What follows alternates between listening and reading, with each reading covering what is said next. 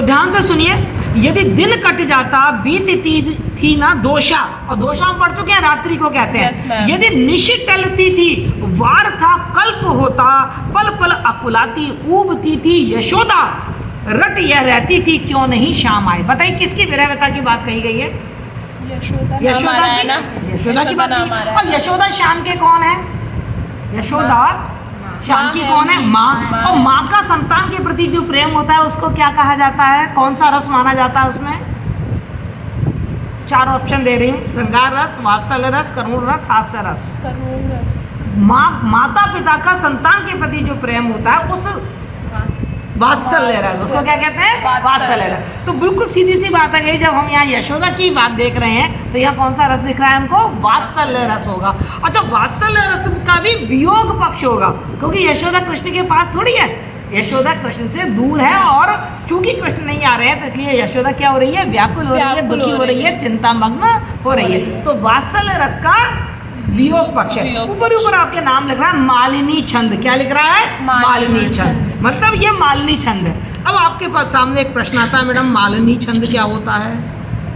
Madam Malini छंद क्या होता है? आपको मालूम है, जब मैंने मंदाक्रांता पढ़ाया था तो आपको बताया था कि मंदाक्रांता में 1 2 3 4 5 6 7 8 9 10 11 12 13 14 15 16 17 वर्ण होते हैं। मंदाक्रांता एक वर्णिक छंद है जिसमें 17 अक्षर होते हैं, 17 वर्ण होते हैं, लास्ट में गुरु होता है। अब देखिए यहाँ पर मालिनी भी एक वर्णिक छंद है, मालिनी भी कैसा है? वर्णिक छंद है। यानी कि वर्णिक छंद, हमें इसमें वर्ण गिनेंगे, अक्षर गिनेंगे, गिने 1 2 3 4 5 6 7 8 9 10 11 12 13 14 और 15। यानी कि इसमें कितने वर्ण होते हैं?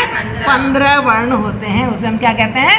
मालिनी छंद। तो क्लियर, याद हो गया आपको? समझ में आ रहा है? तो आप जब इसका व्याख्या करेंगे और व्याख्या करके जब आप काव्यगत विशेषता लिखेंगे तो आप बताएंगे कि इसमें मालिनी छंद की यति गति उचित है। मालिनी छंद में 15 वर्ण होते हैं, ये एक वर्णिक छंद। तो 2 पॉइंट आपके बहुत अच्छे बन गए, एक तो रस से संबंधित बन गया और एक छंद से संबंधित बन गया। विषय वस्तु मैंने आपको बताई दी है कि कृष्ण मथुरा जा चुके हैं, तो यशोदा उनके याद में, क्योंकि लौटे नहीं है, तो अपने पुत्र वियोग में व्यथित हो रही है, पुत्र वियोग में चिंतामग्न हो रही है। क्लियर? 3 पॉइंट मिल गए। अलंकार मैंने आपको कह ही दिया कि इसमें अनुप्रास अलंकार है, इसमें रूपक अलंकार मिलेगा, इसमें पुनरुक्ति प्रकाश अलंकार मिलेगा, इसमें काव्य लिंग अलंकार भी मिलेगा। 4 पॉइंट आपके बहुत अच्छे बने या नहीं बने? काव्य रूप आपको समझ में आ गया। कौन सा काव्य रूप है? महाकाव्य। कौन सा काव्य रूप है? महाकाव्य। शैली मैंने आपको बताई दी, कौन सी है? अतुकांत शैली है। आपकी व्याख्या में यही चीजें तो काम आती हैं। संदर्भ लिखते हो, संदर्भ में 3 चीजें लिखते हो, कवि का नाम लिखते हो, अयोध्या सिंह उपाध्याय हरिओद आ गया, पुस्तक का नाम लिखते हो, प्रिय प्रवास आ गया, और फिर उसके भाग का नाम लिखते हो, षष्ठम सर्ग आ गया, 6ठे सर्ग से उद्धृत है। तो आप लिख सकते हो उपयुक्त काव्यांश अयोध्या सिंह उपाध्याय द्वारा रचित प्रिय प्रवास के षष्ठम सर्ग से अवतरित है। संदर्भ बन गया, प्रसंग बता दिया, काव्यगत विशेषता बता दी। अब बता देती हूँ इसका विश्लेषण कर देती हूँ इस कविता का। देखिए आप, यदि दिन कट जाता बीती थी ना दोषा। दिन तो कट जाता था, यदि मतलब अभी भी प्रश्न है कि कभी रात कट जाती थी, कभी दिन कट जाता। यदि दिन कट जाती थी रात ना कटती थी, यदि दिन कट जाता बीतती थी ना दोषा। जैसे तैसे यशोदा मैया अपना दिन काट लेती थी, लोगों से बात करके, घर के काम में, गायों को की सेवा करके, कैसे भी अपना दिन काट देती, तो रात नहीं जाती थी। रात में उनको कृष्ण की बहुत याद आती थी। और यदि निश टलती थी वार था कल्प होता, और फिर यदि रात बीत जाती। देखो बेटा एक बात बताएं, चाहे जीवन में सुख हो या दुख हो, समय तो ठहरता नहीं है बेटा। समय तो चाहे दिन हो या रात हो, चाहे आप रोकर गुजारें चाहे हंसकर गुजारें, वो तो गुजरता ही है। फिर क्या, जैसे तैसे यशोदा मैया की रात भी टल जाती। देखो पर्यायवाची शब्द देखो, रात का एक पर्यायवाची दोषा आया, रात का दूसरा पर्यायवाची निशी आया। संस्कृत शब्दों की प्रधानता मैंने आपको बताया। यदि निशी टलती थी, यानी कि जैसे तैसे रात टल जाती थी, तो वार, देखिए यहाँ दिन आया और यहाँ दिन के लिए क्या पर्यायवाची शब्द आया? वार। तो वार था कल्प होता। जो वार है वो कल्प के समान हो जाता था। किसके समान हो जाता था? कल्प के समान, हजारों अरबों करोड़ों वर्ष के बराबर हो जाता था। कह रहे हैं कि यदि निश टलती थी वार था कल्प होता। यदि जैसे तैसे यदि रात निकल भी जाती थी, तो उनका जो वार था वो एक एक कल्प के बराबर हो जाता था। कल्प कितना? 32,000 वर्ष। मतलब जो हमारे 4 युग हैं, सतयुग, त्रेता युग, द्वापर युग और कलयुग, इनको बार बार जोड़ दिया जाए, 1000 बार जोड़ दिया जाए, 32,000 वर्ष के बराबर एक कल्प होता है। तो ये कि कल्पना की गई है कि एक दिन उनके लिए इतना लंबा हो जाता था। और सही बात है बेटा, बहुत। मैं आपको कहूँगी इसमें एक अलंकार और है, उस अलंकार का नाम है स्वभावोक्ति। स्वभावोक्ति अलंकार। इस स्वभावोक्ति अलंकार का मतलब क्या होता है? जो बात स्वाभाविक हो, जो बात हमको ऐसी ना लगे अरे बड़ी कल्पना दूर की फेंकी है, ऐसा होता है क्या कहीं? जो हकीकत होती है, जो हकीकत सी होती है, जो स्वाभाविक लगे। तो यहाँ स्वाभाविक है बेटा, जब वाकई हम दुख में होते हैं ना, तो हमारा जो समय होता है वो काटे नहीं कटता है। दिन ऐसा हो जाता है कि जैसे एक एक क्षण में घड़ी देखते हैं, अच्छा अभी 10 मिनट बीते हैं, अच्छा अभी 15 मिनट बीते हैं, ऐसे हम दिन गिनते चले जाते हैं। पल पल अकुलाती। अब देखो, पल पल में अंत्य अनुप्रास अलंकार। कौन सा अलंकार? नहीं सॉरी, पुनरुक्ति प्रकाश अलंकार। पुनरुक्ति प्रकाश अलंकार। पुनरुक्ति प्रकाश अलंकार जैसे धीरे धीरे में था। पल पल पल पल अकुलाती ऊबती थी यशोदा। यशोदा हर पल अकुलाती रहती थी, व्याकुल होती रहती थी, ऊबती रहती थी, उसका मन नहीं लगता था, बोर होती रहती थी। और रट यह रहती थी क्यों नहीं श्याम आए। और एक ही बात रट रहती थी, बार बार एक ही बात पूछती थी, श्याम अभी तक क्यों नहीं आए, कृष्ण अभी तक क्यों नहीं आया। वो तो कहकर गया था कि मैं वापस लौट कर आऊंगा, क्यों नहीं आया। तो इन 4 लाइनों में हम यशोदा की क्या देख रहे हैं? उनकी व्याकुलता, उनकी आकुलता, कृष्ण के प्रति उनका वात्सल्य प्रेम।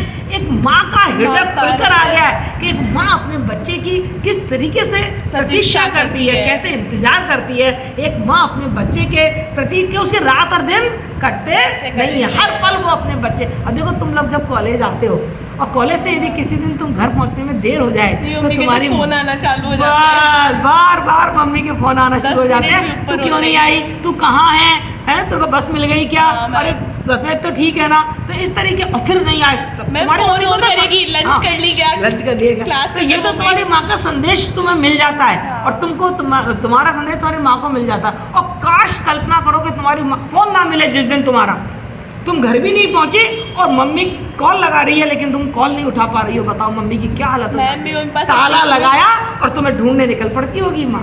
ये माँ का दिल होता है, और उसी माँ के देखो वो स्वाभाविक वर्णन है माँ का, इसीलिए मैंने कहा है स्वभावोक्ति अलंकार। आगे क्या कह रहे हैं? प्रतिदिन की। अब देखो, इसके अलग अलग मुझे संदर्भ बताने की जरूरत नहीं है, एक बार बता दिया। अलग अलग प्रसंग बताने की जरूरत नहीं है, और अलग अलग काव्यगत विशेषता बताने की भी जरूरत नहीं है। अब केवल मैं इसका जो काव्यात्मक वो है विश्लेषण है वो समझा रही हूँ। प्रतिदिन कितनों को पंत में भेजती थी, निज प्रिय सुत आना देखने के लिए ही, नियत यह जताने के लिए थे अनेकों, और सकुशल ग्रह दोनों लाडले आ रहे। क्या करती थी? प्रतिदिन, यानी कि हर दिन। प्रतिदिन कितने लोगों को पंत में देखने को भेजती थी, जाके देख के आओ कृष्ण आ गए क्या, देखो कहाँ तक पहुँचे। पंत माने रास्ता। तो यशोदा क्या करती थी? भाई यशोदा वहाँ की महारानी थी, नंद बाबा की रानी थी, और नंद बाबा वहाँ के प्रधान थे, गोकुल की रानी थी, तो बहुत सारे सेवक थे। तो प्रतिदिन वो अपने सेवकों को एक ही काम देती थी, जाओ देख कर आओ कृष्ण कहाँ पहुँचे, आ गए क्या कृष्ण। मतलब व्याकुलता देखो आप, बेताबी देखो आप, बेचैनी देखो एक माँ की कि आएंगे तो घर तो आएंगे ना, लेकिन नहीं, तुम जाके देख कर आओ कहाँ तक पहुँचे हैं, अभी आए कि नहीं आए। निज प्रिय सुत आना देखने के लिए, अपने बेटे के कि मेरा बेटा आ रहा है या नहीं आ रहा है, ये देखने के लिए वो अपने सेवकों को बार बार मथुरा वाले रास्ते पर भेजती थी। नियत यह जताने के लिए थे अनेकों, सकुशल ग्रह दोनों लाडले आ रहे हैं। केवल ये बात समझने के लिए कि मेरे दोनों लाडले सकुशल घर आ रहे हैं ना। अब बताओ दोनों लाडले कौन है? कृष्ण और बलराम। तो दोनों लाडलों की सकुशलता लेने के लिए कि वापस लौट रहे हैं ना, ये देखने के लिए वो अपने सेवकों को मथुरा के रास्ते भेजा करती थी। वही की वही बात आएगी, काव्य से पूछना, केवल विश्लेषण बता रही हूँ। दिन दिन, फिर आ गया पुनरुक्ति प्रकाश अलंकार। आप देख रहे हैं पुनरुक्ति प्रकाश अलंकार बहुत है। दिन दिन भर वे आ द्वार पे बैठती थी, प्रिय पथ लगते ही वार को थी बिताती, यदि पथिक दिखाता तो यही पूछती थी, मम सुत ग्रह आता क्या कहीं था दिखाता। मतलब क्या कह रही है कि दिन दिन भर पूरे दिन वो अपने घर के दरवाजे पर ही बैठी रहती है। आपने देखा होगा अपने दादा दादी और मम्मी को जब आप नहीं जाते तो दरवाजे पे मिलती है, वो गेट पे मिलती है कि वो इतनी देर क्यों कर दी, क्यों नहीं आई। और जब तुम नहीं पहुंचते हो तो जो उस रास्ते पे आता जाता होगा सबसे पूछती होगी, तुमने इशिता को आते देखा क्या, तुमने ऋषिता को आते देखा क्या, तुम्हारा नाम क्या है? मनीषा को आते देखा क्या? ऐसे मम्मी चिंता करती है, गेट पे खड़ी मिलेगी। और कभी जब तुम माँ बनोगी ना तब तुम समझोगी इस माँ के मातृत्व को तो, कि माँ की ममता क्या होती है। मार्केट से भी आऊंगी तो भी मम्मी लेट क्यों हुई? लेट क्यों फोन हुई? घर छोड़ जाते रहो तो हाँ। फोन भी नहीं लेके जाती है। काहे के लिए दिला रखा है ये फोन? करने का अंदर तो चलो आप। नहीं तो पहले बताओ फोन क्यों नहीं लेके गई? 1 घंटा का भी यही माँ का प्यार होता है बेटा। तो दिन भर वे द्वार पे बैठती, पूरे दिन। कृष्ण चूंकि आते नहीं थे तो पूरे दिन वो दरवाजे पे रहती और प्रिय पथ लखते, लखना मतलब देखना, और अपने प्रिय बेटे के रास्ते को देखते ही वो दिन को बिताती थी। वारथी बिताती मतलब पूरा दिन बिताती थी, अंदर जाती ही नहीं थी।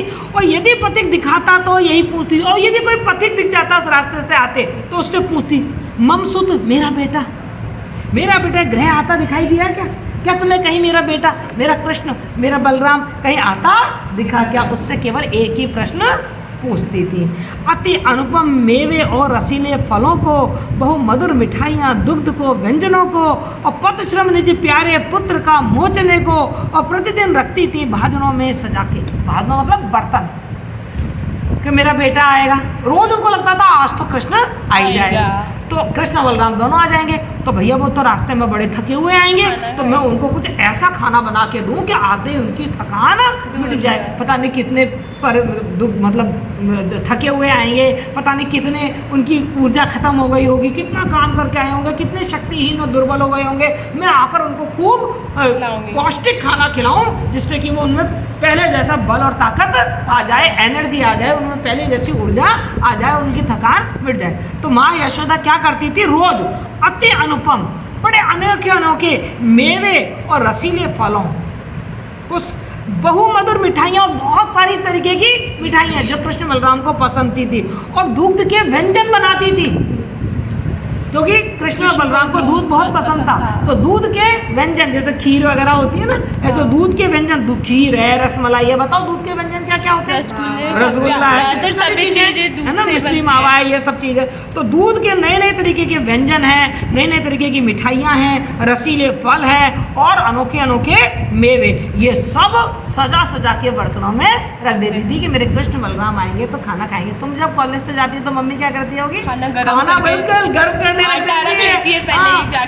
मेरी बेटी को आज खीर पसंद है तो मैं आज खीर बना लूं, हलवा पसंद है तो हलवा बना लूं, है ना।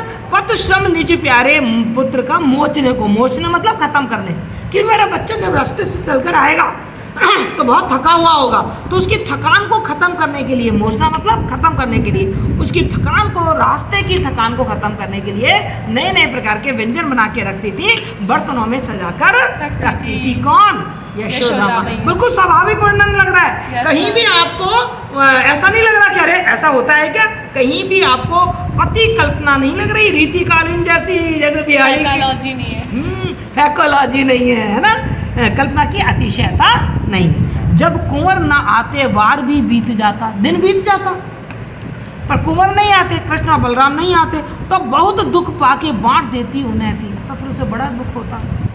लेकिन खाना है, खराब हो जाएगा, तो खराब ना हो तो क्या करती थी? लोगों को बांट देती थी। यही करती है अपनी माँ भी, है ना। आपके लिए कुछ बनाया है और बाई चांस आप नहीं आई हैं तो माँ क्या करती है? तो अब आजकल तो फ्रिज हो गए हैं, तो फ्रिज में रख देती है कि बेटी कल आएगी तो खिला दो। मम्मी तो बांट देती है, बोले मैं तो फ्रिज में रखा हुआ नहीं खाती। तो फिर वो क्या खा लो, मेरी बेटी फ्रिज का रखा नहीं खाती, तो वो क्या करती है? बाई वगैरह को बांट देती है, तुम खा लो, वो तो मुश्किल दोबारा बनाना। दिन फिर आगे पुनरुक्ति प्रकाश अलंकार, दिन उर्मानी हृदय में। देखो संस्कृत के शब्द देखो कितने आए हैं। दिन उर्मैति वृद्धि मतलब बढ़ना, संस्कृत के शब्द वृद्धि पाती निराशा। और जब जैसे दिन बीत जाते, 1 दिन 2 दिन ऐसे दिन बीत जाते, तो माँ को क्या हो जाती? निराशा हो जाती, आएगा कि नहीं आएगा, इतने दिन हो गए। अब व्याकुलता नहीं, अब तो वो निराश हो गई कि ऐसा तो नहीं आए, ऐसे निराश हो गई। तम निविड़ द्रगों के सामने हो रहा था, तम माने अंधकार, द्रग, हाँ तम माने अंधकार, निविड़ माने बहुत ही भयानक जंगलों जैसा, और द्रग माने आंखों, उसके आंखों के सामने काले कालिमा छा जाती, जब अपन बहुत निराश होते हैं तो क्या होते हैं, चक्कर आने लगते हैं, घबराहट होने लगती है और ऐसा लगता है जैसे आंखों से कुछ दिखाई नहीं दे रहा, आंखों के सामने क्या छा जाता है, मैम टेंशन में अंधेरा अंधेरा लगता है, टेंशन में अंधकार छा जाता है। और निराशा का रंग भी कैसा माना गया है, काला। तो अब यशोदा क्या हो जाती है, फिर निराश हो जाती है कि लाडला आएगा भी कि नहीं आएगा। जब पूर्व वनिता आप पूछती थी संदेशा, तब मुख उनका था देखती उन्मना हो। यदि कुछ कहना था, कहना भी वे कभी चाहती थी, ना कथन कर पाती, कंठ था रुद्ध होता। देखिए कितना स्वाभाविक वर्णन किया है। फिर क्या होता था कि जब कृष्ण नहीं लौटे, बलराम नहीं लौटे, तो आसपास के पास पड़ोस वाले आपके हालचाल पूछने आते हैं कि नहीं आते हैं? आते हैं। अभी आपके घर में जैसे कोई बाहर गया हो, बहुत दिन नहीं आया, तो आसपास पड़ोस के लोग पूछने आते हैं ना, कब आएंगे भाई, कब आएगी आपकी बेटी। अच्छा, आपकी जब शादी हो जाती है, फिर आप ससुराल चली जाती हैं, तो मम्मी क्या करती है, बहुत तुम्हारा इंतजार देखती है, पास पड़ोस के लोग पूछने आते हैं, बेटिया कब आएगी आपकी, बहू कब आएगी, बेटा कब आएगा। तो ऐसे पूर्व वनिता, पूर्व मानी नगर, जो नगर है, वनिता मानी स्त्री, संस्कृत के शब्द है। देखो, जब जो नगर की स्त्रियां थी वो संदेशा पूछने आती, तो यशोदा क्या करती, उनका मुंह देखती रह जाती। वो पूछ रही है कृष्ण बलराम कब आएंगे, पर यशोदा के मुंह से कुछ आवाज ही नहीं निकलती। वो आप पलक झपकाए बिना उनका मुंह देखती रहती, क्या जवाब दो उनको, क्योंकि यशोदा को खुद नहीं मालूम कि कब आएंगे, कब जवाब, क्या जवाब दे। शुरू में आती थी तो कहते थे आ जाएंगे, जल्दी आ जाएंगे, कल आ जाएंगे, परसों आ जाएंगे। अब वो तो रोज रोज नहीं आ रहे, तो अब यशोदा के पास कोई जवाब ही नहीं है, तो वो केवल उनका मुंह ताकती रह जाती थी। और यदि वो कुछ कहना भी चाहती तो उनके मन में इतना दुख, इतना कष्ट, इतना रोना उनके मन में था कि उनकी आवाज रुद्ध हो जाती थी, आवाज ही नहीं निकल पाती थी। जब हम बहुत दुखी होते हैं तो अपने मुंह से आवाज नहीं, शब्द नहीं निकल पाते, बस रोना ही रोना आता है। यदि कुछ समझाती गेह की सेविकाएं और घर की जो नौकरानियाँ थी वो यशोदा को कुछ समझाती तो बन विकल उसे थी, ध्यान भी ना लाती, तो वो उनकी बात ही नहीं सुन पाती थी, व्याकुल हो जाती थी। भाई घर की जो नौकरानी थी वो समझाती थी, यशोदा माता आप चिंता मत करो, कृष्ण आ जाएंगे, आप तो खाना खाया करो, आप परेशान मत हो, आप चिंता मत मत हो, आप बीमार हो जाओगे, ऐसे लोग समझाते नहीं समझाते। तो घर की जो सेविकाएं थी वो यशोदा माता को समझाती तो वो बहुत व्याकुल हो जाती थी। उनकी समझाइश से भी यशोदा माता के मन में कोई भी सांत्वना नहीं आती थी और वो उनकी बात सुन ही नहीं पाती थी, क्योंकि उनके मन मस्तिष्क में तो कृष्ण के चित्र ही चलते रहते थे, कृष्ण की याद आती रहती थी, तन सुध तक खोती थी, वो अपनी तन की सुध भी खो देती थी। उन्हें नहीं मालूम रहता, ना नहाने की याद रहती थी, ना खाने की याद रहती थी, ना पहनने की याद उनको रहती थी, तन सुधि तक खोती जा रही थी यशोदा। यशोदा अपने तन की सुधि भी खोती जा रही थी, तन मन दोनों ही खोते जा रहे थे, अतिशय विमना और चिंतिता हो रही थी। और अब तो वो बहुत उदास रहने लगी थी और उदास रहने के साथ साथ बहुत ही चिंता मग्न रहने लगी थी। क्या हुआ, कृष्ण क्यों नहीं आया, कुछ उसके साथ बुरा तो नहीं घट गया है। कितना स्वाभाविक वर्णन है, हमारी माँओं की स्थिति ऐसी ही हो जाती है। पहले तो वो इंतजार करती हैं और जब नहीं आते हैं तो फिर वो चिंता मग्न हो जाती हैं और सबसे पहले किसी अनिष्ट के मन में आता, कोई एक्सीडेंट तो नहीं हो गया, कहीं कोई गड़बड़ तो नहीं हो गई है। मतलब मन में अनिष्ट जल्दी आता है, कुछ बुरा तो नहीं हो गया है, कोई दुर्घटना तो नहीं घट गई है, ऐसे माँ चिंतित हो रही है। यदि दधी मथने को बैठती थी दासियाँ। और फिर क्या होता है कि जब अपन बहुत चिंता मग्न हो जाते हैं, बहुत उदास रहते हैं, तो अपन को किसी की बात अच्छी लगती है क्या? कोई आपकी बात करता ना तो अपन उसी को डांट देते हैं, उसी पे ही चिल्ला पड़ते हैं। भाई देखो यशोदा कर रही है, देखो यशोदा क्या कर रही है। यदि दधी मथने को बैठती थी दासियाँ। अब घर में देखो जानवर हैं, गाय तो हैं ही खूब, गाय दूध भी दे रही हैं, तो गाय का दूध दही है तो भाई जो दासियाँ हैं उनको तो सारे काम करने पड़ रहे हैं। यशोदा तन मन का दुख सुख वो बैठी है, यशोदा कुछ नहीं कर रही, पर जो घर की नौकरानियां वो तो काम कर ही रही हैं। तो घर की जो दासियां हैं ना, वो जब दही चलाने के लिए बैठती हैं तो मथन रव, रव मानी आवाज, देखो संस्कृत के शब्द, तो मथने की जो आवाज है वो उन्हें चैन नहीं लेने देती थी, उनको बहुत बुरी लगती थी वो मथने की आवाज। किसको? यशोदा को। तो जब दही मथते हैं तो आवाज आती है ना, घर ऐसे करके आवाज आती है, तो उनको वो आवाज बिल्कुल भी अच्छी नहीं लगती थी। क्यों नहीं अच्छी लगती थी बताओ, काबिले कलंका क्यों अच्छी नहीं लगती थी? क्योंकि जब वो दही मथती थी तो कृष्ण पहले माखन खाते थे, माखन आके खा जाते थे, है ना, बीच बीच में आके माँ से लाड़ लड़ाते थे और कहते थे माँ मैं माखन खाऊंगा, है ना, मुझे माखन जल्दी दो। तो उन्हें कृष्ण की याद आती थी, इसलिए उनको ये दही मथना अब बिल्कुल भी अच्छा नहीं लगता, ये आवाज उनको बिल्कुल नहीं अच्छी लगती थी। ये कह के फिर आ गया पुनरुक्ति प्रकाश अलंकार। Yes, ma'am. ये कह के रोक देती थी उन्हें वे, तुम सब मिलकर क्या कान फोड़ दोगी मेरे, बंद करो ये मतना। मतलब साफ साफ बात भी नहीं कहती थी, मुझे इसलिए नहीं अच्छी लग रही है। क्या कहती थी, अरे कितनी आवाज हो रही है दही मतने की, बंद करो दही मतना, मेरे कान फोड़ दोगी क्या। और हम समझ रहे हैं उन्हें गुस्सा क्यों आ रहा है, क्योंकि उनको कृष्ण की याद आ रही है। कृष्ण माखन मांगता था और उनको मालूम है ये दही मतेगी माखन निकलेगा, अब मैं ये माखन कैसे खिलाऊंगी। तो गुस्सा उतार रही है। कितना स्वाभाविक मतलब वर्णन है और कितना सही कारण बताया कि उन्हें गुस्सा क्यों आ रहा है, क्योंकि उनको वो दही मतने की आवाज़ पसंद नहीं थी। तो उदय सिंह उपाध्याय हरिओद का प्रिय प्रवास पढ़ रहे थे और आप सबको मालूम है कि हम लोग इसमें ना एक चीज़ पढ़ चुके थे कि जो ब्रज की गोपिकाएं हैं वो कृष्ण के विरह में कितनी व्यथित हैं। और फिर उसके बाद हम पढ़ रहे थे माता यशोदा कि माता यशोदा अपने कृष्ण और बलराम दोनों राजकुमारों की प्रतीक्षा कर रही है कि वो आएंगे, लेकिन वो नहीं आए हैं। तो इस जो उदय सिंह उपाध्याय का प्रिय प्रवास का ये छठा सर्ग है, यहाँ पर माता यशोदा की जो वात्सल्यमयी भावनाएं हैं उन वात्सल्यमयी भावनाओं की बड़ी मार्मिक अभिव्यंजना की गई है। एक माँ के मन का जो कष्ट है, एक माँ के मन का जो दुख है कि उसकी संतान जब उससे दुख होती है तो माँ किस तरीके से अपने बच्चे का इंतज़ार करती है, उसके जो प्रेम की भावनाएं हैं, उसका जो लाड़ है, जो प्यार है, वो सब हमें इसे देखने को मिल रहा है। और ये मालिनी छंद है। कौन सा छंद है ये?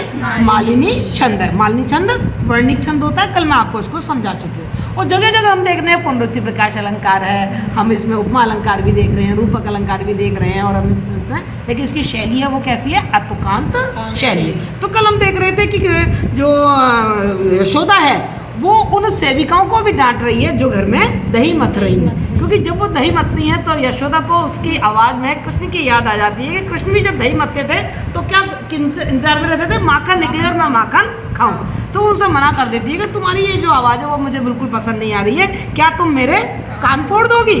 आगे वो कह रहे हैं दुख वर्ष सब धंधों बंद से हो गए थे, ग्रह जन मन मारे काल को थे बिताते, और हरि जननी व्यथा से मोर थी शारिकाएं, सकल सदन में ही छा गई उदासी।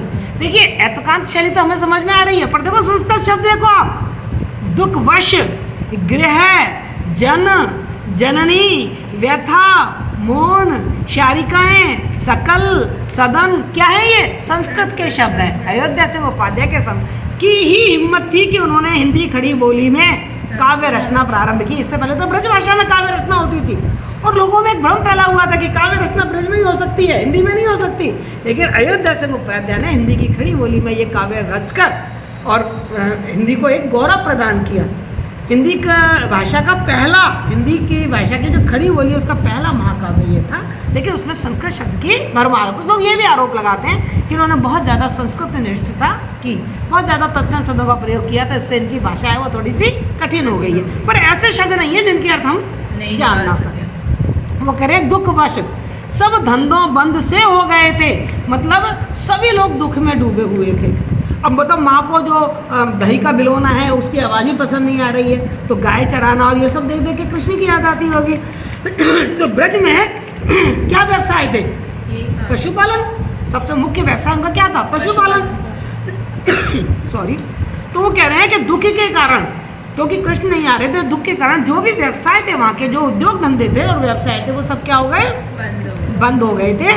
गृह जन, जन मानी व्यक्ति, गृह जन मन मारे, जो गृह जन थे वो मन मार कर रह रहे थे। मुहावरा मन मारना अर्थात अपनी इच्छाओं को दबा लेना। जो घर के व्यक्ति थे वो अपना मन मार के काल को थे बिताते, समय बिताते थे। उनका मन करता नहीं था जीने को, लेकिन क्योंकि कृष्ण के साथ नहीं थे, लेकिन अपनी सारी इच्छाओं को दबाकर सारे काम भी करते थे और जी रहे थे, समय बिताते थे। हरि जननी व्यथा से मौन थी शारिकाएं। अब घर में क्या था, जो श्री कृष्ण थे उनके घर में गाय वगैरह तो पाली रखी थी, साथ ही उन्होंने कुछ तोता मैना वगैरह कुछ पक्षी भी पाल रखे थे। तो जो पक्षी थे वो पहले चहचहाते रहते थे घर में, क्यों कि कृष्ण और बलराम भी थे, और चूंकि कृष्ण बलराम थे तो जो यशोदा नंद बाबा वो भी बड़े खुश रहते थे, तो जो पशु पक्षी थे वो भी बहुत खुश रहते थे। देखो बेटा ये बिल्कुल सही बात है, इंसान को देख के दुखी हो जाएगा, लेकिन जो पशु और पक्षी होते हैं ना वो वाकई मैं कहती हूँ उनसे हम बहुत कुछ सीख सकते हैं। यदि उनका मालिक दुखी है तो वो भी बड़े दुखी हो जाते हैं, और यदि उनका मालिक खुश है तो वो भी खुश हो जाते हैं। मैंने कितनी कहानियाँ ऐसी सुनी है कि घर में कोई मौत हो गई है और उस घर में यदि कुत्ता पाला गया है हफ्तों वो कुत्ता खाना नहीं खाता है। मैंने भी देखी है, खुद ही देखी है। देखा ना आप लोगों ने, मतलब पशु पक्षी में भी बहुत भावनाएं होती हैं, बहुत अनुभूतियाँ होती हैं। तो वही देखो हरि जननी, हरि मतलब कृष्ण, जननी मानी माता, कृष्ण की जो माता थी वो व्यथा से मौन हो गई थी, दुख से यशोदा चुप हो गई थी, बोलती नहीं थी, हमेशा उदास से बैठी रहती थी, चुपचाप सोचती रहती थी, विचारों में डूबी रहती थी। तो उसको देखकर जो घर की मैनाएं थी वो भी चुप हो गई थी, वो भी अब चहचहाती नहीं थी। सकल सदन में ही छा गई थी उदासी, केवल कहीं एक कमरे में नहीं पूरे घर में एक उदासी सी छा गई थी। और ये बेटा कितना स्वाभाविक वर्णन अयोध्या सिंह उपाध्याय हरिवंश ने किया है, आप खुद देख लीजिए। जिस घर में बच्चे नहीं होते उस घर में क्या होता है, ऐसा लगता है जैसे खाने को दौड़ रहा। बच्चे होते हैं चहचहाते रहते हैं, इधर भागे उधर भागे, ये गिराया वो गिराया, ये खाया वो खाया। मम्मियाँ कभी उनको प्यार करती है कभी डांटती हैं, घर में एक कोलाहल सा मचा रहता है, कोहराम सा मचा रहता है, शोर सा मचा रहता है। और जब बच्चे चले जाते हैं तो एकदम घर क्या हो जाता है, काटने को दौड़ता है, जैसे उदासी छा जाती है।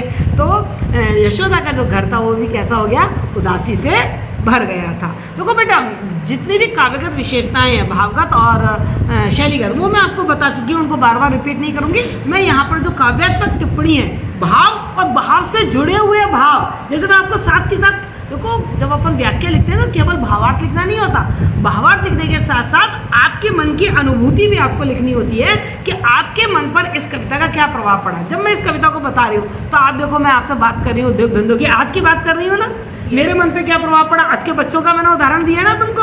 तो इस तरीके से उदाहरण मैंने आपको कुत्तों का उदाहरण दिया है ना, तो ऐसे उदाहरण दे दे के आप चीज़ों को समझाया करो। व्याख्या का मतलब ये होता है। प्रतिदिन कितने ही देवता थी मनाती, भाई इसमें एक अलंकार और है गजब का, स्वभावोक्ति अलंकार। स्वभावोक्ति अलंकार का मतलब था बहुत ही स्वाभाविक वर्णन किया है, कहीं बनावटीपन दिखाई नहीं दे रहा। जैसे रीति काल में हमको बहुत बनावटीपन दिखाई देता है, हमें लगता है ऐसा होता है क्या। बिहारी ने, हमने बिहारी पढ़ा था सेकेंड ईयर में, हम क्या देख रहे हैं कि जो हमारी नायिका है वो दुखी हो रही है तो सखी उस पर गुलाब जल छिड़क रही है, वो कहती है गुलाब जल तो रास्ते में उड़ गया। ऐसा होता है क्या कहीं? नहीं। लेकिन यहाँ देखो कितना वास्तविक वर्णन उन्होंने किया, प्रतिदिन कितने ही देवता थी मनाती। सही बताओ बेटा कि जब तुम दुखी होते हो या तुम बीमार होते हो या तुम कहीं चले जाते हो तो तुम्हारी माँ क्या करती हैं, कितनी मनाती हैं, ये पूजा करूंगी, ये व्रत करूंगी, भगवान मेरे बच्चे का ये हो जाए, करती नहीं करती। तो यशोदा भी क्या करती है, देवता थी मनाती, प्रतिदिन कितने ही देवता थी मनाती, बहुत सारे देवताओं की पूजा पाठ करती, हे भगवान मेरा कृष्ण और बलराम लौट कर आ जाए। बहु यजन कराती विप्र के वृंद से थी। अब खुद की पूजा से जब उनको तसल्ली नहीं होती तो क्या करती, बहुत सारे विप्रों को, ब्राह्मणों को घर पे बुलाती थी, ज्योतिषियों को घर पे बुलाती थी और यजन कराती, यज्ञ कराती थी। तुम्हारी माएँ भी कराती होंगी, सत्यनारायण की कथा, भागवत की कथा, हवन कराती हैं ऐसे। तो बहु यजन कराती विप्र के वृंद से थी, बहुत सारे विप्रों को बुलाकर, ब्राह्मणों को बुलाकर उनसे यज्ञ करवाती थी। और नित घर पर कोई ज्योतिषी थी बुलाती, और फिर किसी न किसी ज्योतिषी को बुलाकर पूछती थी मेरा कान्हा वापस कब आएगा, मेरा बलराम वापस कब आएगा। आपकी मम्मियाँ भी बुलाती होंगी, पंडितों के पास जाती होंगी जन्म पत्री लेके, देखो मेरी बेटी की शादी कब होगी, देखो मेरी बेटी कितना पढ़ेगी, देखो मेरी बेटी के भविष्य में क्या लिखा हुआ है, मेरे बेटे की नौकरी कब लगेगी, करती है ना माएँ। तो नित घर पर कोई ज्योतिषी थी बुलाती और निज प्रिय सुत आना पूछने को यशोदा। यशोदा क्यों बुलाती थी ज्योतिषियों को अपने घर पे कि मेरा बेटा लौटकर कब आएगा। इसको कहते हैं काव्य अलंकार, जब कोई कार्य बताया जाए और उसका कारण भी बताया जाए। कार्य क्या बताया कि यशोदा ज्योतिषियों को अपने घर पर बुलाती थी, अब कारण क्या बताया गया कि कृष्ण वापस लौटकर कब आएंगे, इसको काव्य लिंग अलंकार कहते हैं। सदन ढिंग कहीं जो ढोलता पत्र भी था, निज श्रवण उठाती थी, समुत्कंठिता हो कुछ रज उड़ती, जो पंथ के मध्य यो ही बन अयुत दृगी सी वे उसे देखती थी। अब देखो यशोदा चूंकि कृष्ण और बलराम का इंतजार कर रही है, तो जब कृष्ण बलराम नहीं आ रहे तो उनको लगता है शायद कोई उनकी चिट्ठी आए। तो जब यशोदा इंतजार करते करते अपन ने कल देखा था ना, द्वार पर आके खड़ी हो जाती है, दरवाजे पे खड़ी हो जाती है और रास्ते में देखती रहती है कृष्ण बलराम आ रहे हैं। तो जब वो द्वार पर आकर खड़ी हो जाती तो सड़क पर कभी कभी कोई कागज उड़ता हुआ, हवा से कोई उड़ता हुआ कागज जाता, तो यशोदा ने क्या करती, उत्सुकता से उस कागज को उठा लेती, कहीं कृष्ण की चिट्ठी तो नहीं है, उस कागज को उठा लेती। तो देखो सदन ढिंग, ढिंग माने पास में, घर के पास में यदि कोई पत्र मतलब कोई कागज यदि डोलता, उड़ता हुआ दिख जाता तो निज श्रवण उठाती थी, तो उसको उठाती थी और उसको पढ़ती थी, सुनती थी। कुछ रज उड़ती थी जो पंथ के मध्य है, और रास्ते में हवाएं के साथ मिट्टी उड़ती रहती थी। तो क्या करती थी कि जो यशोदा थी अयुत मतलब अपलक उस कागज को पागलों की तरह देखती रहती थी, क्योंकि वो पत्र कृष्ण का तो होता नहीं था, तो पागलों की तरह उसे ही देखती रहती थी। गृह दिशि यदि कोई शीघ्रता साथ आता तब उभय करों से थामती थी कलेजा, और जब वह दिखलाता दूसरी ओर जाता तब हृदय करों से ढांपती थी द्रगों को। अब क्या कहती थी कि माँ तो दरवाजे पे खड़ी हो जाती थी, फिर उनको लगता था कि अब रास्ते में तो बहुत सारे लोग जाते हैं, तो रास्ते में यदि कोई व्यक्ति दौड़ता दौड़ता आता तो माँ को बड़ा डर लगता, उनको बड़ा डर लगता कि कहीं ये कोई बुरी खबर ना ला रहा हो। तो वो अपन कहते हैं जब डर जाते हैं तो एकदम अपने हृदय को पकड़ लेते हैं, तो कलेजा को थामती, हे भगवान ये व्यक्ति दौड़ता दौड़ता आ रहा है, कोई बुरी खबर लेकर ना आ रहा हो। और जब वो व्यक्ति दौड़ता दौड़ता आता और उनका घर छोड़कर कहीं और चला जाता तो अपने आंखों को दुख के मारे अपने आंखों को ढक लेती, क्योंकि उनकी आंखों से फिर आंसू बहने लग जाते थे। मतलब आप देखिए आपके सामने चित्रात्मक शैली, मतलब जो उन्होंने कविता में लिखा है स्वाभाविक तो है ही, साथ ही साथ हमारी आंखों के सामने वो चित्र बन जा रहा है, वो बिंब, वो आकृति हमारे आंखों के सामने उभर जा रही है। इसको कहते हैं चित्रात्मक शैली या बिंबात्मक शैली। ये जो बातें मैं आपको बता रही हूँ ना, काव्य अलंकार, स्वभावोक्ति अलंकार, या मैंने अभी आपको बताया चित्रात्मक शैली, बिंबात्मक शैली, ये सब आपको जब व्याख्या लिखते हैं तो जो काव्यगत विशेषताएं लिखते हैं, जैसे आप विशेष कहा करते थे, उसमें आपको लिखनी चाहिए। मधुवन पथ से तीव्रता साथ आता यदि नवतल में थी देख पाती पखेरू, उस पर कुछ ऐसी दृष्टि तो डालती थी लगकर जिसको था भग्न होता कलेजा। अरे इंसान तो इंसान, वो मधुवन पथ से, मथुरा के रास्ते से यदि उनको आसमान में तेजी से उड़ता हुआ कोई पक्षी भी आता दिखाई देता तो वो उस पर ऐसी दृष्टि डालती कि उनकी आंखों को देखकर देखने वाले के कलेजे टूक टूक हो जाते। आप देखो हमारी आंखें बहुत कुछ बोल जाती हैं, हमें मुंह से कुछ बोलना नहीं पड़ता। हमारी आंखें हमारी खुशी भी बता देती हैं, हमारी आंखें हमारा गुस्सा भी बता देती हैं, हमारी आंखें हमारे मन का दुख भी बता देती हैं। तो यशोदा के मन में जो दुख है कि कृष्ण नहीं आए हैं, वो दुख उनकी आंखों से भी दिखाई दे जाता है। वो उस पक्षी को भी बड़ी दुख भरी दृष्टि से देखती थी और उनकी आंखों में इतना दुख भरा होता था कि देखने वालों के हृदय टूक टूक हो जाते थे, यानी कि वो भी बड़े दुखी हो जाते थे, क्योंकि उनको यही आशा रहती थी कि ये पक्षी आया है, क्या ये पक्षी भी कोई संदेशा लेकर आएगा कि मेरा कृष्ण आ रहा है, मेरा बलराम आ रहा है। तो माँ की वात्सल्यमयी जो भावनाएं हैं उनकी बड़ी मार्मिक अभिव्यंजना हमको इन पंक्तियों में देखने को मिल रही है। पथ पर ना लगी थी दृष्टि ही उत्सुका हो, ना हृदय तल ही की लालसा वृद्धिता थी, प्रतिपल करता था लाडलों की प्रतीक्षा, यक तक तन रो नंद की कामनी का।